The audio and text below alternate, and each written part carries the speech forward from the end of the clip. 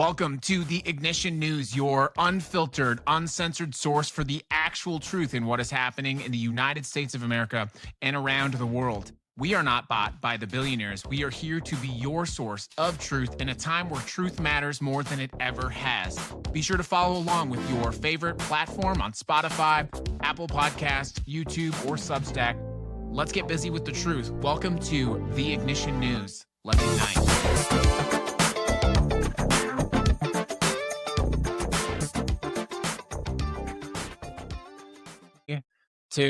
Good morning, everyone. Welcome to the Ignition News. It is an incredible day. I just got to check one thing while we're queuing it up here.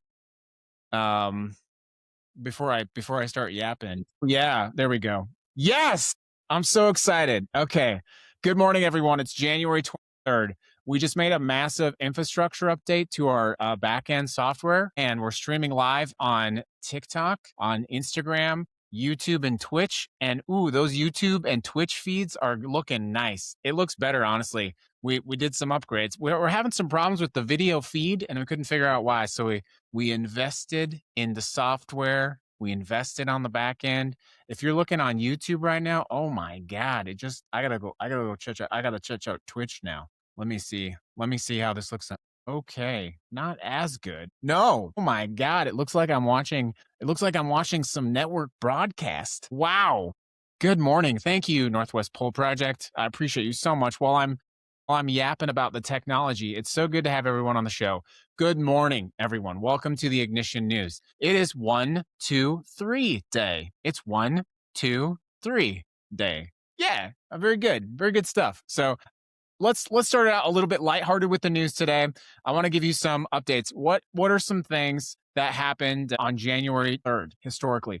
Well, today, holidays, it's National Measure Your Feet Day. So you know what they say about, anyways, it's National Handwriting Day. It's National Snowplow Mailbox Hockey Day. It is National Pie Day. And let's see here. On this day in 1957, Walter Frederick Morrison sold the rights to his, quote, flying disc to the company Whammo, who later renamed it the Frisbee. Rock and Roll Hall of Fame. The very first artists were introduced in the Rock and Roll Hall of Fame today.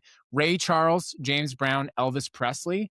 The first Morse code distress call led to the first ever sea rescue because of Morse code. And the first distress call was CQD. CQD, quick, come, danger. That sounds like we need that. So yeah, on National Measure Your Feet Day, everyone, January 23rd, I think it's important for us to know and understand the ground that we are standing on. And it is shaky, scary ground. If you're in Minnesota, it's icy and cold, but you're holding up the front of the American resistance. Let's get into the news, everyone. I do want to let you know that the Ignition News is a daily news show.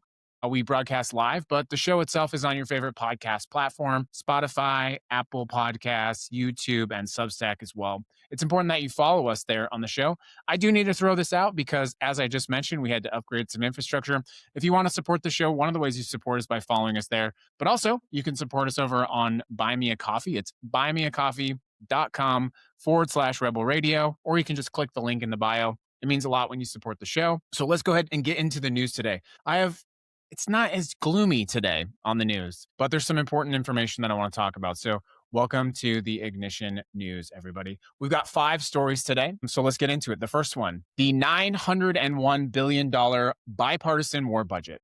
Let's start with the money, everybody, because that's really where all this always starts. Obviously, you know, on December 18th, the Senate passed the DOA, the Defense Authorization Act, $901 billion for the Pentagon. But just yesterday, House Democrats voted for an additional round of funding, with 7 Democrats joining Republicans to add a massive amount of funding, including funding for DHS and ICE. 7 Democrats voted with Republicans yesterday.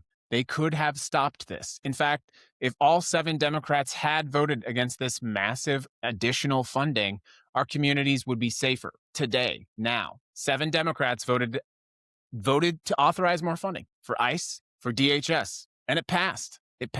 If they had not voted, by the way, it would have failed.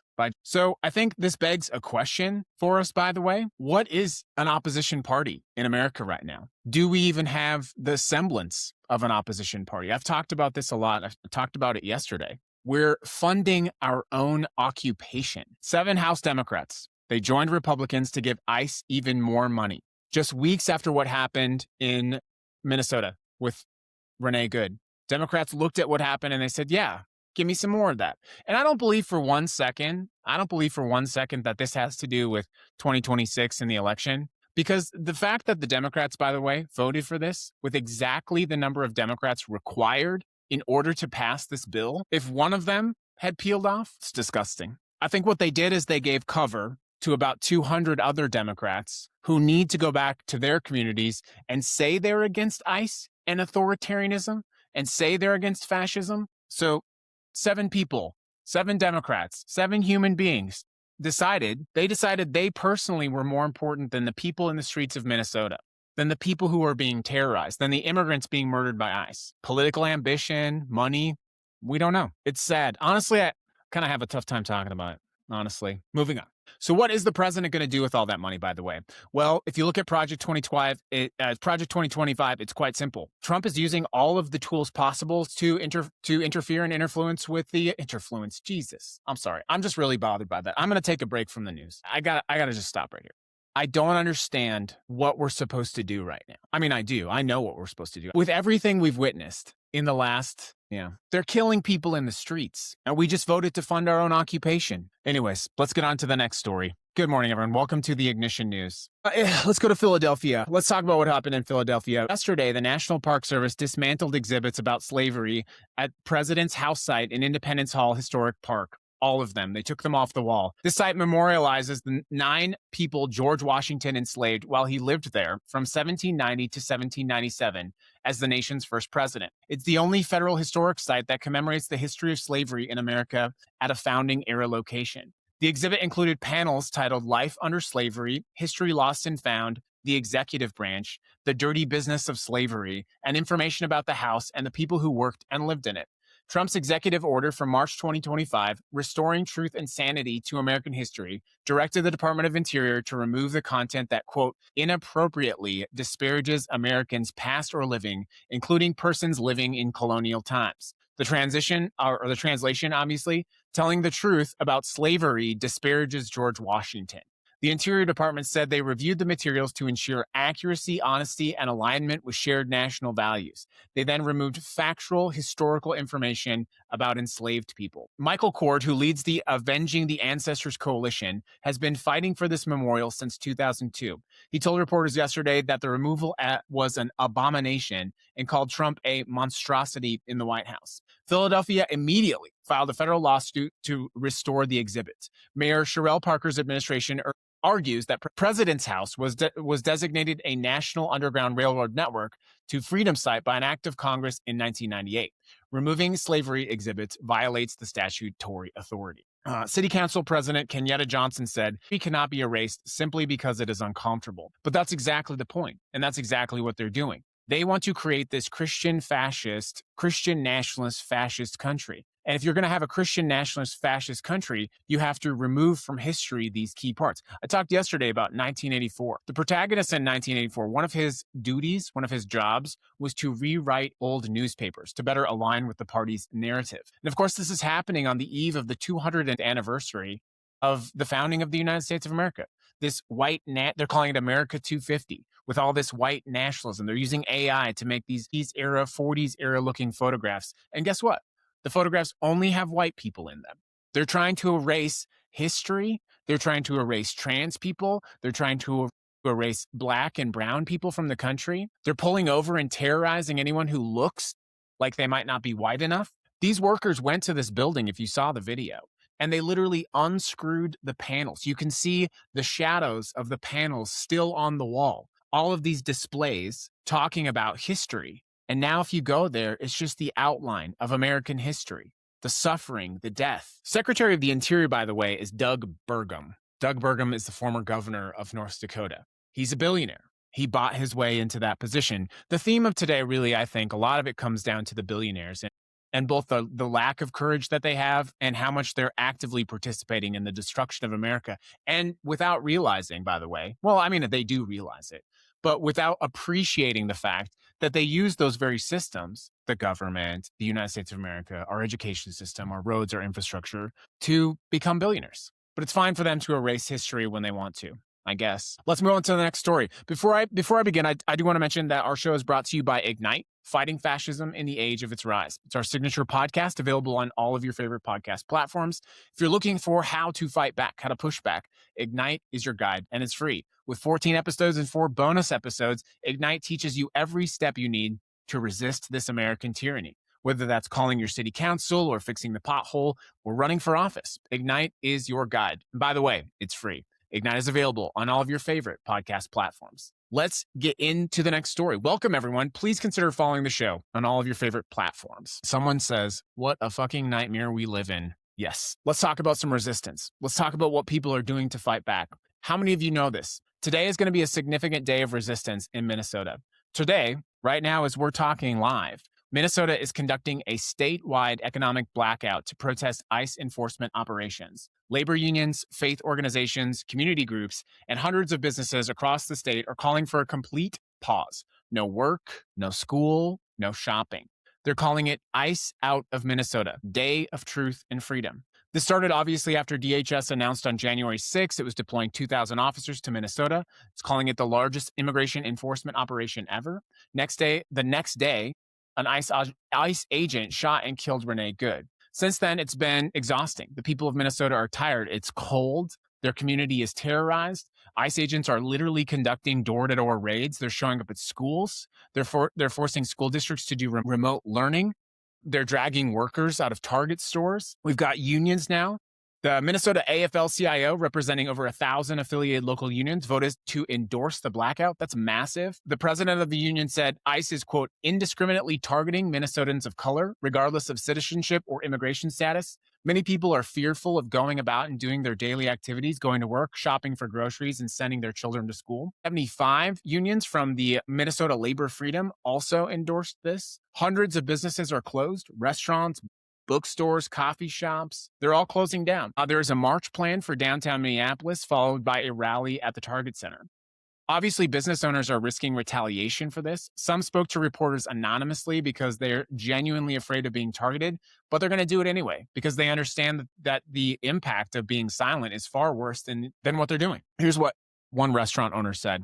They said, by coming out and saying we're closing Friday, it does open us up to some risk to be targeted. They said, that's scary. We did weigh that, but we also know that not standing in solidarity with the community comes at times with risk too. This is the first large-scale general strike that we have seen in America in this era. It's not the sort of, oh, that would be nice if we tried this, but this is a coordinated, focused effort to organize an economic blackout. I'm freezing up here because I grew up in Minnesota. I grew up a mile away from Minnesota in North Dakota. And the idea of my childhood being interrupted by masked agents coming to my school, coming to my city hall, going door to door is so foreign to me that I woke up this morning feeling like I woke up in an entirely different country. I was actually out of the country last week, and I felt safer being outside of the United States of America than I do being inside of the United States of America. We can't even talk about resisting. I said that earlier. We can't even talk about resisting without being targeted by this administration. We can't talk about protesting. We can't talk about economic blackouts where they retaliate against us. They pick up the phone and they call the billionaires. So they call Elon Musk. They call Ellison. And they say, shut this shit down. And I guess that's why I'm freezing, because I'm literally asking myself, how many people in the United States of America actually know about this? I'm sorry that I'm focusing in on this, but I'm just sitting here thinking to myself, this is why I'm freezing up. I'm sitting here thinking to myself, this is the first general strike and one of the largest general strikes in the history of the United States of America. And how many people even know that this is happening? I don't know. So, yeah. We'll stay tuned on the effects of this and how that works out. If you know someone in Minnesota, pick up the phone, text them, send them a message on whatever social media you have. I'm kind of disillusioned by social media right now, if you can't tell. Let them know that that you see them. They are like an occupied country inside the borders of this country right now. Again, I'm like really rattled right now because I grew up in that area. And like the thing you should have to worry about in January in Minnesota is like shoveling snow, you know? Let's move ahead. Yeah, I keep saying let's move ahead, but I just keep thinking of like my friends and family, and I feel like they're living in a war zone right now. And it feels off to be doing this today. I'm sorry. It just feels off to be doing this today. I feel a little bit off here. Let's talk about what's happening. Let's talk about what's happening internationally and the impact. Okay. So I now live in Las Vegas. I want to tell you a story about what's happening in Las Vegas. And it's an impact. It's an indicator of what's happening. Obviously know that the economy is terrible right now in the United States of America. In Las Vegas, the town that I'm from, the economy has been massively disrupted because people are boycotting coming to America, Canadian tourists especially. So the United States, who is texting me during the show? Stop it. Stop texting me. I'm doing the show. Anyways, find out who's texting me. So because tourism has been so dramatically impacted in Las Vegas, it actually has dropped 20% since last year. Traffic from Canada is down 40%. It's back to the same levels as 2006. That is a direct result of the tariffs policy, by the way. There's a direct economic boycott. Here's why it is so bad. What's happening in America is so bad that 3 casino properties owned by Derek Stevens, so you got Circa, the D, and Golden Gate, they are offering at par currency exchange with the Canadian dollar. So Canadians can come down to Las Vegas this year, right now, and they can get a dollar for dollar exchange for their Canadian dollar. So they're basically giving them a 30% discount to come down to Las Vegas. It also applies to hotel rooms. I feel like I'm doing an advertisement for Derek Stevens, so I'm going to stop doing that. But yeah, it's so bad that they have to convert the Canadian dollar at a 1-to-1 ratio to try to beg these Canadians to come down. By the way, just strategically as an investment, you could literally come down to America right now, hand in your dollars, and you would automatically make about 30% just in the exchange. That's how bad it is. But guess what? People are not coming down to Las Vegas. They're not avoiding Las Vegas. They're not avoiding traveling to America because of the economy. They're not avoiding traveling to America because of the exchange rate. People from Canada, people from Europe, people from Mexico, people from all over the world are not coming to the United States of America because they're terrified of being abducted by ICE and shipped off to a third country. There is no amount of currency exchange that you can do to persuade people to come to a country where you can be abducted by secret police that Democrats just voted for to give them more money yesterday. And this is what business. Now I'm here. I'm back, everyone. I'm back. And this is the thing that people don't understand. Business leaders especially. Derek Stevens owns 3 hotels. Fuck you, buddy. Why don't you get up on a fucking podium and say, hey, stop terrorizing people. Respect our immigrant community, the people that work in our town, the people that work in this city, the people that help us, that cook, the people that clean, the people that came here to make a better life. Stop fucking talking about the exchange rate. Maybe actually talk about the in the White House that doesn't know the difference between Iceland and Greenland. You think international tourism's in trouble? The president of the United States doesn't know what Iceland is or doesn't know what Greenland is. He doesn't know the difference and he's messing them up. Do you think people feel safe traveling to this country? I felt safer leaving this country than I do being back in this country right now. People have an economic dollar, wages to exchange for fun, and you think they're going to do it in this place? FIFA, the World Cup, the Olympics. These people, these men should be boycotting. They should be canceling coming to the United States of America. They're killing people in the streets, our own citizens. If this was happening in a different foreign country, and it is happening in Iran, they're killing protesters in the street in Iran, and the American president is saying, stop doing that. They're killing protesters in the streets of America, and they're fucking clapping their hands saying they had it coming. Nobody wants to travel to that. Nobody wants to come to that. There's no economic exchange that's going to make up for being afraid of being deported to a third world country where your family will never hear from you again. In Las Vegas, by the way, I told you this would happen. But your political leaders, whether that's in Las Vegas or Minnesota or whether that's in Philadelphia, none of these people have a spine. None of these people are willing to stand up to the president and say, no, enough is enough. In fact, the Democrats seem willing to just keep funding this chaos. And it has to stop. I honestly can't believe it. I honestly can't believe that with all the terror happening in our streets right now, that the people we elected to protect and represent us, they said, oh, yeah, here's $10 billion more for ICE. There you go. We need ICE. We need to train them better. We need to train them better. Jonathan Ross was the firearms instructor. He's worked for DHS for 10 years. You need to train them better. He was the trainer. He implemented his training. He implemented a policy, a soft policy, not even a word of mouth policy, where DHS was busted telling people, stop standing in front of cars because we know you're faking it so that you can shoot people. And they said, stop doing that. And that man was a training officer. And we just gave them more money for this. But what's happening is because we know they have abandoned us, and they have abandoned us, we are forming our own resistance. You can't even talk about it on the internet. They shut your streams down. They shut your feeds down. Let's organize a general strike. Oh, your internet just went bad. Are you fucking kidding me? That actually happens. You think I'm joking. Every time over here on this feed, when I say something about genocide or protest or your feed glitches out. That's fucking 1984 right there.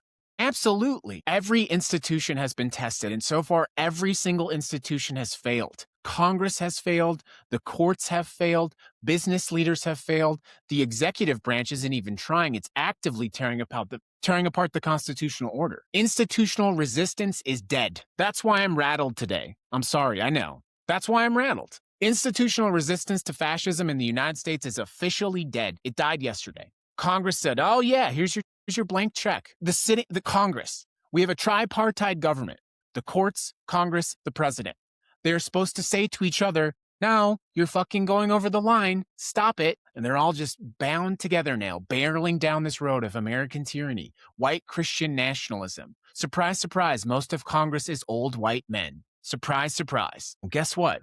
Your congressman happens to be heavily invested in defense contracting. Or there's a ICE training facility in my community, and we certainly can't lose those jobs. The cost of authoritarian rule is not abstract, friends. It shows up in your hospital. It shows up in tourism. It's now showing up in our kids' schools. We're not even a year into this, but we're seeing the full playbook rolling out. So yes, institutional resistance is dead. But you know what I think? I think it's better that we know that now. I think it's better that we understand the truth. I think it's better that we understand that our protection and our resistance comes from us on our streets. And you know who understands that best? The citizens of Minnesota. Tim Walz abandoned them. I said that, and I got my ass chewed. I said, Tim Walz is politically done. He's feckless. Oh, you're a terrible person. You suck. You're terrible. You're actively working against us. No, I'm not. I'm telling you the truth. Tim Walz is feckless. He abandoned his state. He's sitting there.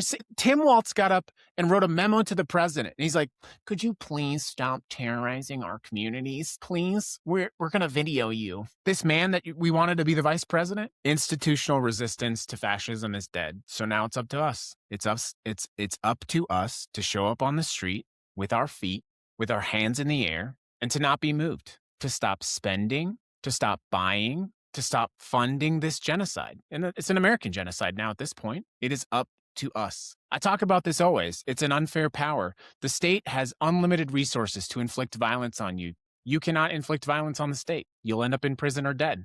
You can't fight fascism from jail. That's something I say all the time. And so don't take my words as a call to arms to go to the street. Certainly not. But we have to use every other tool available to us and the things that we have not yet thought of as well. It is time for that resistance. It is time for that disruption. It is time for us to rewrite the playbook. And it's time for us to admit when we're frustrated or stuck or frozen, just like I did today. Like when you're frozen, like the ice in the streets of Minnesota, like the literal ice, not the Gestapo, like the snow that turns into ice on the streets. You have to sometimes stop and think, okay, how do we move forward? And the thing about this is they want us to be frozen. It's a lot of themes of frozen today, but we have to persist. I wish I had better news for you today.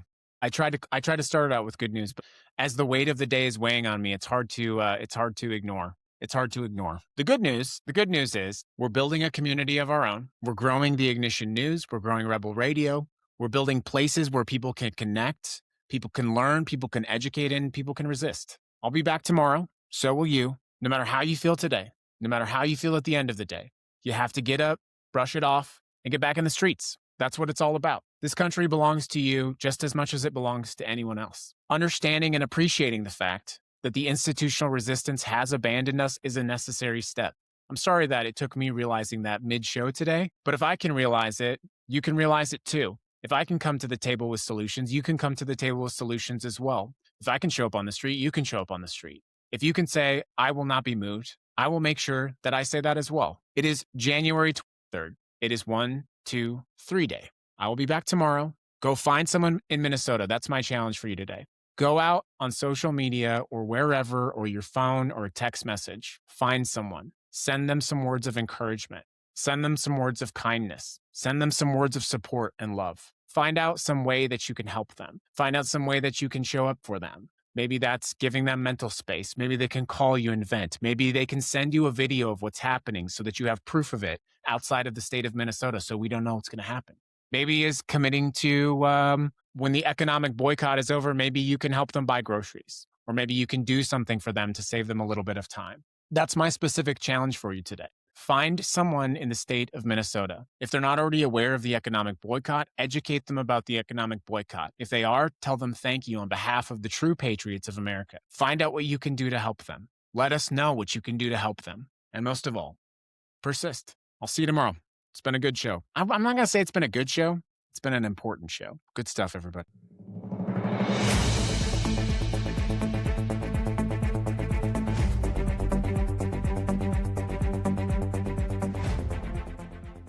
This has been today's episode of The Ignition News. Please consider following us on all of your favorite podcast platforms, whether that's Spotify, Apple Podcast, YouTube, or Substack. We're here to deliver to you unfiltered, uncensored news. Let's get busy with the truth on The Ignition News.